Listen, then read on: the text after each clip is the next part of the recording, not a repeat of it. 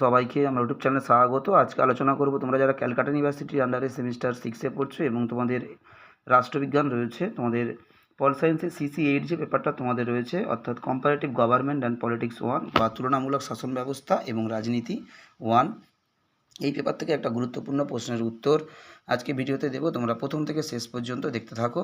তোমাদের বড় প্রশ্নগুলো সাধারণত 15 নম্বরের আসে। আজকে তোমাদেরকে 15 নম্বরের যে প্রশ্নটা দিচ্ছি, হান্টিংটনের উন্নয়ন এবং গণতন্ত্রীকরণ সম্পর্কে আলোচনা করো। খুবই গুরুত্বপূর্ণ একটা বড় প্রশ্ন, তোমরা প্রথম থেকে শেষ পর্যন্ত দেখতে থাকো।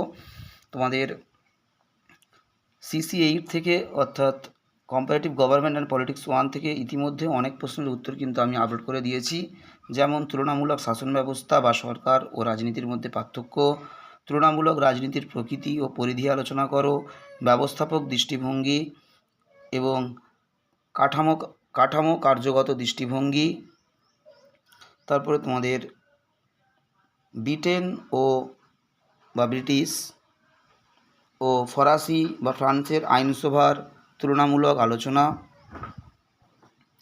তারপরে তোমাদের ফ্রান্স বা ফরাসি এবং মার্কিন যুক্তরাষ্ট্রের রাষ্ট্রপতির তুলনামূলক আলোচনা,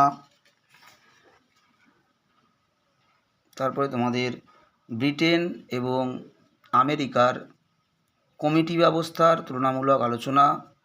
তোমাদের এই সব প্রশ্নগুলোর উত্তর কিন্তু অলরেডি চ্যানেলে আপলোড করা হয়ে গেছে।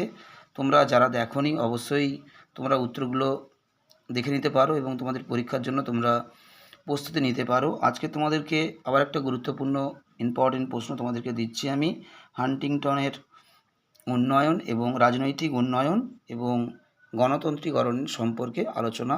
খুবই গুরুত্বপূর্ণ একটা 15 নম্বরের প্রশ্ন, তোমরা প্রথম থেকে শেষ পর্যন্ত দেখতে থাকো এবং উত্তরটা তোমরা ভালো করে খাতা লিখে নাও।